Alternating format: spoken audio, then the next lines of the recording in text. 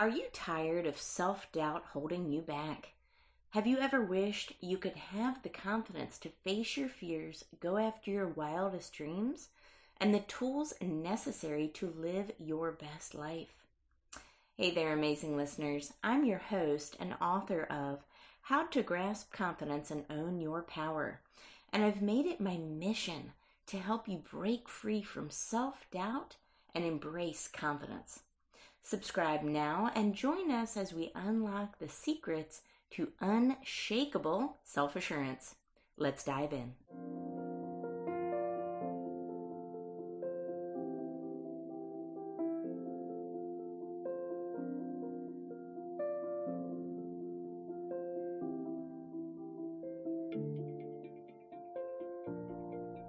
With over 20 years of pre-sales engineering experience, David leads a team of pre-sales solutions leaders and solutions consultants at Salesforce, the global leader in cloud computing and CRM.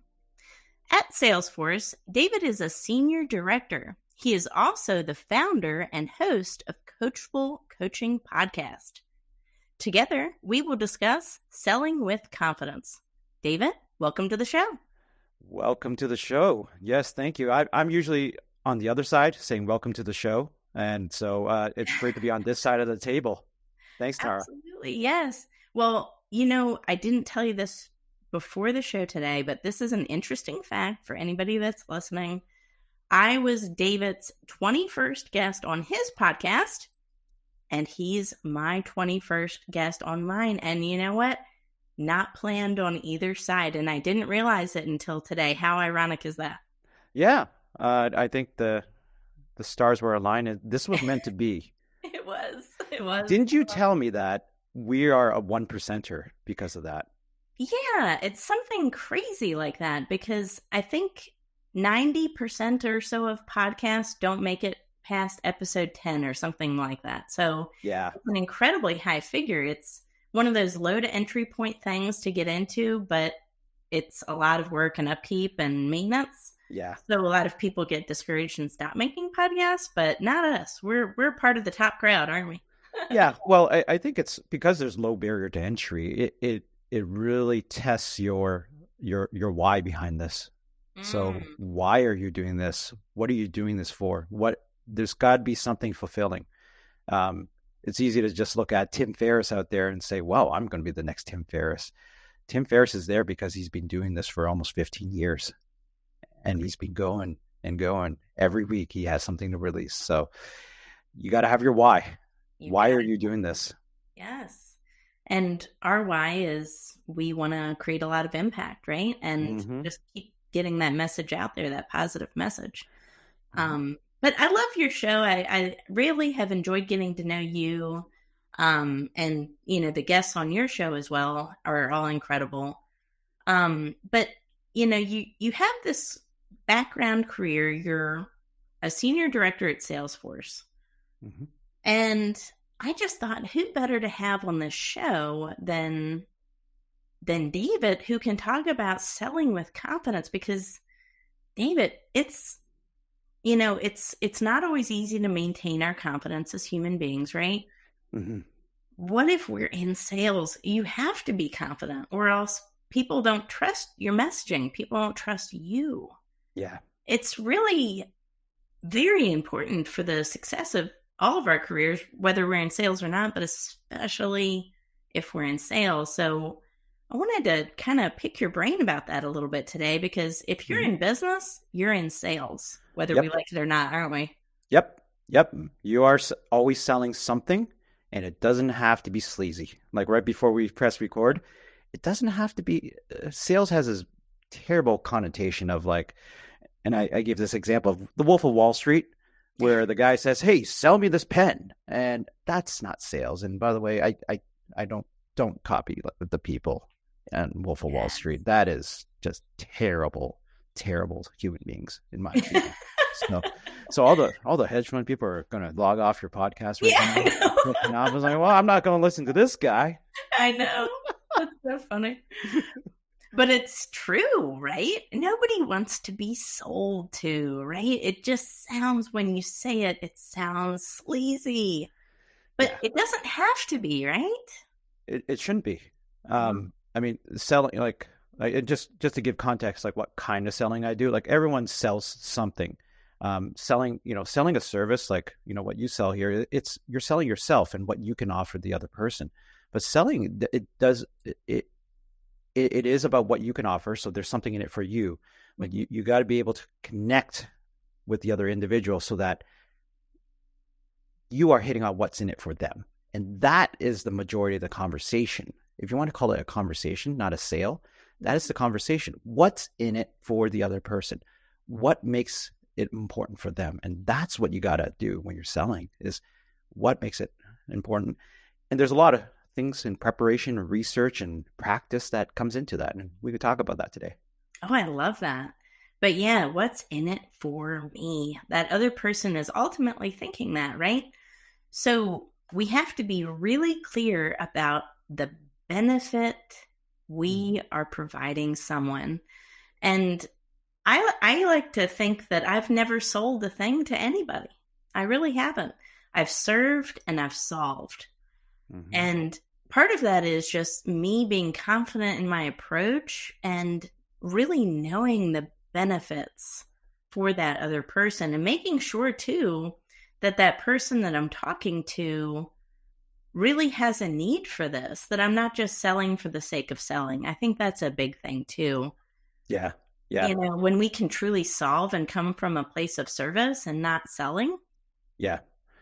Yeah, and that mindset is very important. Is that I'm actually here to help you, right? And let me give you an example of it, like the why behind this, and it's something I have to do with my team, because, like, my current employer, which, by the way, this is independent of my employer. This is purely my views, but what working and selling and technology has taught me is that there are people. I work in a sales culture, right? It is a sales heavy culture. It can be a bit cutthroat at times, but because of that, we're able to do a lot of good too. And I really believe that. And here's how I do good. Like I specifically work with healthcare and life sciences organizations. And it's so easy when you're trying to sell software to get muddled up in all the problems that happen with customers, negotiations, things don't happen. Something fell through in a presentation, and the internal politics that happened because of that.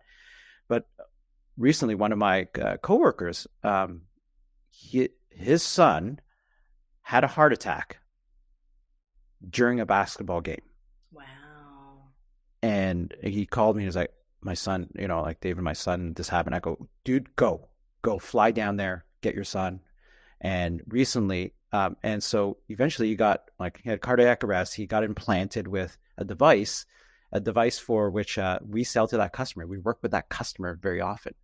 And Wow. we know, that device in his son's heart right now, we had a hand in helping it work, right? It wasn't because of us, but we had a hand in helping the people that created it, helping the operations that maintain it, and helping the innovation that thought about it.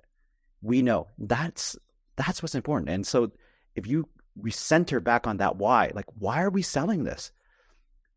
That guy's son is here because we had a hand in putting that thing in his heart.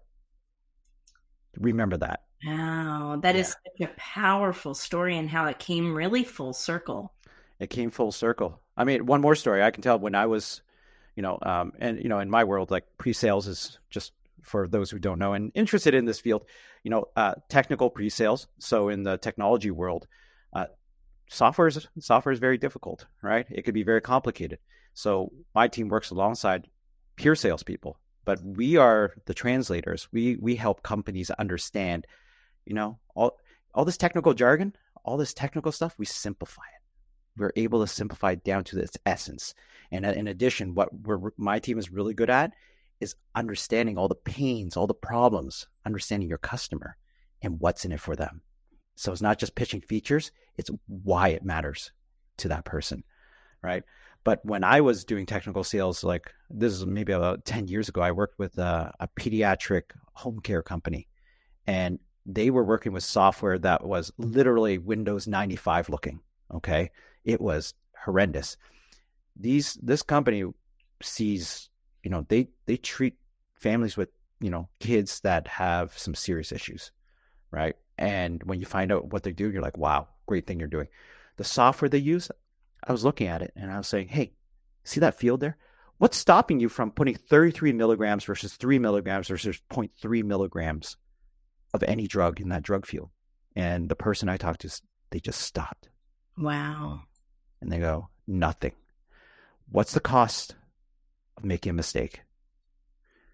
A child's life. I go, is it worth it? And, we didn't get that sale, by the way. But that's besides the point. The point is that why does it matter to the other person? Right? Yes. That hit me in the heart too. I'm like, actually, I got a little angry.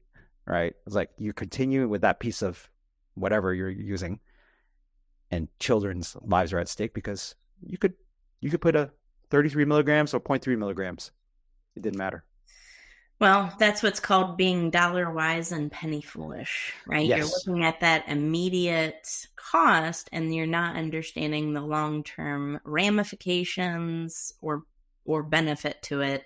And sometimes there are people that, regardless of the evidence presented, they don't grab hold of whatever product or service we're selling. The best thing we can do is just try to overly convey value and what is the why? What is the cost of not doing this? Yeah. And that's another important point. Like when you are helping others realize like why your service or your product is better, is that humans are actually wired for loss aversion. Like it's a genetic factor. And so I think the psychologists call it loss aversion, and they've done numerous tests out there over decades. It's called loss aversion. And basically, if I was selling, let's go back to the Wolf of Wall Street, I'm selling you this pen again. If I said, hey, look, you can write 10 more letters with this, by buying this, you're like, okay, that's not a loss, that's a gain. Okay, cool, but I'm okay with just 5, right? But I said, hey, Tara, you are losing 15 hours a week by not using the super pen. 15 hours. How many more letters are you missing out on because you're not using this pen? And humans are just, we're a little, we're just, it has something to do with our genetic makeup from the caveman days, where we're just wired to weigh that loss heavier than the gain. So interesting facts you learn along the way. Yeah, that's powerful. And it's really emphasizing that loss. And that hits home for anybody. Anybody can understand what it feels like to fail. Yeah. It's really hard to sometimes convey that win because people might not know what it feels like to win yet, right? Yeah. So we're selling them an unattainable vision maybe, but we all know what it feels like to lose and to not get where we want to be in life or business. Well, yeah, Tara, like just think of the last great thing you did. How much did you celebrate it? Versus the last mistake you made. How long did you stay in that area of I messed it up? Yeah. It's more on the latter. You're right. You stay in that, you concentrate on that loss. Yep. Yeah. I mean, from the outside, I'm like looking at you. You're my hero. Forbes and MSN, and you've been on news channels. I mean, I wonder how long did you celebrate that versus like the last mistake you made? You name them. You can keep it to your own head. You might have probably waddled, stayed in that area of like, oh, I messed that up so badly. I said the wrong thing to him or her. I can't believe I did that. I don't know about you. I don't celebrate enough. But that's the nature of loss aversion. You stay in the failure state a little bit long. But that's why we have coaching services and why we have a job there. Well, hey, there's always a need for it, right? So yeah. I think, I always tell people when I'm helping them, develop their brands and getting them going, is that, don't show people necessarily always where they can be, show them where they are and what they could lose, just like what you're saying, by not working with you. That's Mm-hmm. the key, just conveying that value and making it just explicitly clear what you do, who you serve, and the value you provide. But then, like you're saying, even layering on that more is, what are you missing out on by not working with somebody? Mm-hmm. Yep. So powerful. So confidence is an essential part of success. I'm a Mm-hmm. firm believer in that. Without success, or without confidence rather, can we really get to that success point? Because we have to be confident in our offer. We have Mm-hmm. to be confident in our body language. Our nonverbal cues have to be confident. Our verbal cues have to be confident. We have to be confident in the value we're providing, confident in ourselves, much less anything else, David. This is so much to learn, isn't it? Yep. There's a lot to learn.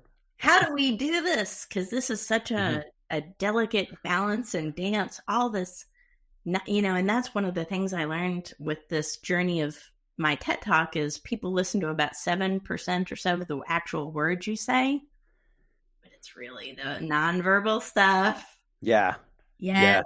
Yeah. The nonverbal. Well, when I think about like confidence, there's and let me tell you like this sort of the engineering mind I have. Like when you sort of break it down, you work backwards. Like Tara on stage, TEDx. What letter to that? And there's probably a number of elements. But I'm going back even further. Like let's just go down that chain.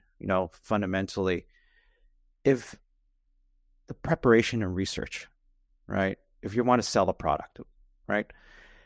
And when I say preparation and research, it's like the person you're about to talk to, a new lead, someone pings you on social media or whatnot. What can you learn about that person or the company you're selling to? If you're an entrepreneur, you're trying to sell a product, to the masses, whether it's B2B or B2C, right? But what do you know about your customer base and what's in it for them, right? And it's surprising. And I see this even in the corporate world, with very experienced people. A simple LinkedIn search, a simple Google search is sometimes could bring up so much about an individual and an organization and what's in the news, what's going on there. If you're trying to sell to a public company, there was a lot of information there from the SEC and such, right? There's a lot you can learn about individuals and organizations. There's more than you think. And, knowing what, and then understanding like, okay, well, how's this align? Might this align? You have a hypothesis. But like after you've done your research, there's a lot of value in role playing in practice.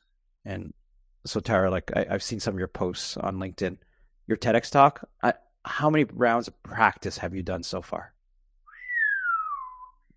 100, and I'm about to do 70 more. Yeah, because you only get one shot. Yep. It's like the Eminem rap song, right? You only got one shot to make that impression, right? This is your stage. Own it.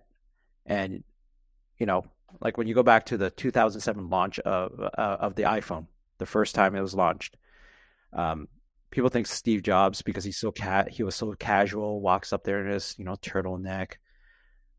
What they don't realize is that he worked his team hard to practice that, and things still go wrong, and he just flowed through it, right?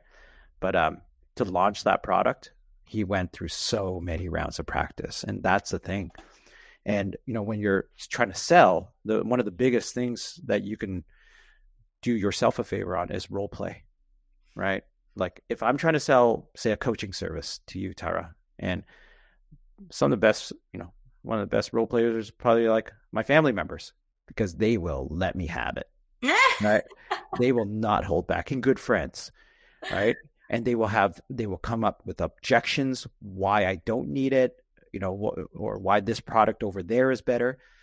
You get to practice those scenarios, right? There's nothing like practicing your pitch, right? And getting great critique. Do not work in a bubble. Entrepreneurs, yes, it's lonely, right? And by the way, I've worked with a lot of entrepreneurs, even though I work in the corporate world, a lot of entrepreneurs, and I have so much respect to them. And a lot of entrepreneurs are acquired by my company too. So I've had privileges to work with these people. And there's one thing that's in common. Yeah, they're in front of their computer coding and all that, but they go out and meet people and try out their pitch. They practice their pitch in a safe environment. And I think that's something, folks, that builds your confidence. You refine your message. And, I can't fail. This sucks. It's like, you need to get good at failing, right? Right. It's what comedians call eating S, right? I won't say it here. There is something to learn from comedians, right? Yes. And comedians, what you don't understand is the biggest comedians out there, they're on stage in Madison Square Garden. They go to small clubs to try out new material to see if it falls flat, right? Or if it's resonating, or if it's resonating with someone. And that is probably a group that is excellent at failing, because they don't see failure as bad. It's part of the process. I'm getting a data point. And so your relationship with failure as an entrepreneur or someone working in the corporate world, and you're like, oh, I can't sell this. Like, try it in a safe environment. Practice it over and over again with different people who are going to be harsh with you. Because, like they say in the military, more sweat in peacetime means less blood in wartime. Ooh, so I like that. Yeah, I mean, there's a lot of things I've learned along the way. And I do that with my team too. So I push them hard when I'm teaching them. Like when we onboard people in my company, I've onboarded a lot of people over the years.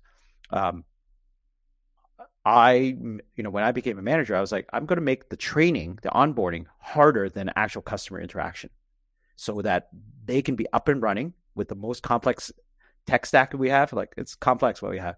They are up and running in 60 to 90 days. Wow. I could put you in front of a customer. I could throw anything at you and you'll be like, yeah, whatever. And it makes me feel good when people I've onboarded say, Dave, this customer stuff is pretty easy. And I go, you know why? They're like, yeah, you were really tough. I'm like, yeah, I'm your worst customer. I know more about the software than you do. By the way, there are customers out there like that who know more than you. So research and preparation, role playing, refining it, being comfortable with failure. Your relationship with failure needs to change if it's not good right now. I agree. And also, just putting in those reps, David, too, you hit on that. We don't know all of the steps that are necessary until we put in steps. Mm-hmm. We don't know the best path until we start walking. This is how it works. Until we start learning, until we start researching and digging in and diving in and putting in those reps, no amount of thinking is ever going to replace any amount of doing. And it's certainly, I don't think there's a word for thinking out there. I could be wrong. Just pure thinking without any action. Don't think so. You have to put in the work to match the thought, or else it's castle building, as I say. Yeah, right? Dream. Yeah, dream. I should have it at the tip of my tongue, right? But basically, something along the lines of like, dreams without action is like, it's just a dream. That's all it is. Just a dream. And yeah, I think, and to that point, like there's a lot of folks who are like creative founders who are probably more cerebral, probably more introverted as well. And, and that's where you need to like be aware that if you are to sell this product, you're gonna have to break out of that shell and be very uncomfortable talking to people and pitching it. And it's okay, right? It's okay. You're not, and you don't need to sound like Steve Jobs. You don't need to sound like, whoever, right? You just need to sound like yourself and just refine that message, right? And get feedback. Get feedback from customers, get feedback from your significant other, whoever. Like, where can I do? What's 2 things I could do better, Tara? after you heard that pitch? Oh, two things. I think No, like that's what I would ask. Well, we'll get that feedback. I don't want to fail you'll take that publicly in front of feedback. everyone right now. Jeez. Sorry, I you got me find going. I had a lot of coffee this morning. Can you tell? I find no fault in you whatsoever. You're you're perfect in my eyes. But I love that. It's so, you hit on the research. I want to talk about that just for a second, because my number one pet peeve on LinkedIn, it's not even being salesy in pitches with pitch slapping. That's irritating by itself, but that's another conversation. My biggest pet peeve is not doing research. Literally 2 seconds of research. You can look at somebody's profile. Guess what? All of this information about all of us is accessible right now. There is absolutely no reason to reach out to someone without doing some preliminary research, right? Mm-hmm. Figuring out who this person is, because my biggest pet peeve is just that: no research and assumptions. Mm-hmm. You're assuming I need something that I probably don't. Mm-hmm. And to me, that goes back to that no research. In order for a customer to begin to trust you, you have to know them first. Mm-hmm. And if you don't take the time to know someone first, do not send them a message, because it's just going to turn that person off, don't you think? Yeah. I mean, LinkedIn, I really hope they change some of the LinkedIn culture a bit, but over the last few years, it's become more of like spam stuff. And you could tell when someone didn't even look at your profile. Like, you know how many times I've been recruited as a software programmer?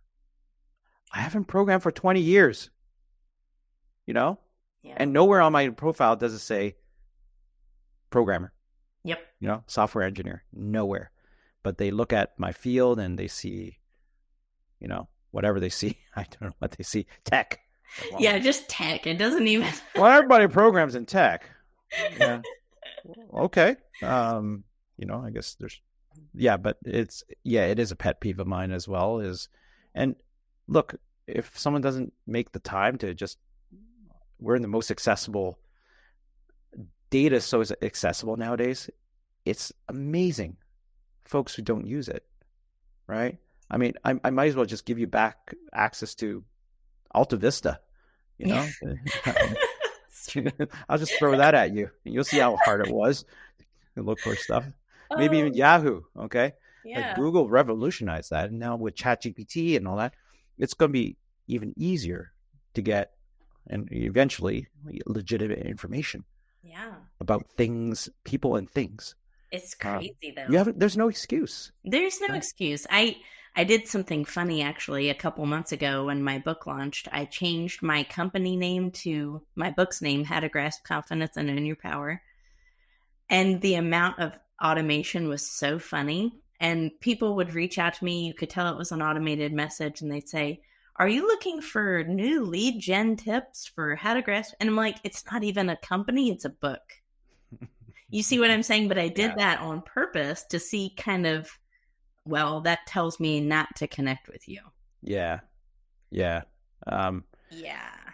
Quality versus quantity to all those trying to sell out there. Referrals are the best. Referrals are always going to get you more and more quality, right? You might have fewer, but you're going to have a higher win rate. Yep. And so, from a place of authenticity, do your research, show up as who you are. People can tell. People are smart. And, it's a lot of nonverbal cues as well. Make sure your body posture matches what you're saying. Make sure you're walking in and presenting yourself confidently. A lot of the times that comes with eye contact, how our shoulders are, how if we're leaning in or sitting back on a conversation. You make me want to I know. lean back now. I'm going to lean back now. I watched a TED Talk last night about body posture, and I'm glad I did, because it just reinforces that and makes you think. Amy Cuddy? Yes. Yeah. She hit 70 million views on that TED Talk. We'll see. I'm shooting for a couple million. I don't know how many I'll actually get, but I don't know. You're, 70's pretty hard to I'm beat. confident this is going to hit a million. I'm confident it's going to hit a million. Yes. That's I'm I'm grasping walking it. into it like that. Yes. Yeah. We're Yes. going to leave subtle hints. I'm grasping this. You know? Put it out into the hey, somebody's hearing it. Yeah. Yeah. Maybe. By the way, I'm overconfident about my dad jokes, as you can tell. So, Oh, I love it. I love yeah. You're one of 1,000. That's funny. That's funny. I love it. But yes, it's so important. Anybody out there, just remember that you are selling something. It could be a product, it could be a service. You may work for corporate and sell something for somebody else. But at the end of the day, we're all selling who we are in some kind of way. We're selling our personal brands, right? Part of any building relationship with any other person is a sales exchange, whether we realize it or not. But the good news is that it doesn't have to be sleazy. It doesn't have to be salesy, as long as we come from a place of solving and service and really that consulting and, just trusted advisor more, place as opposed to a salesperson. Yeah.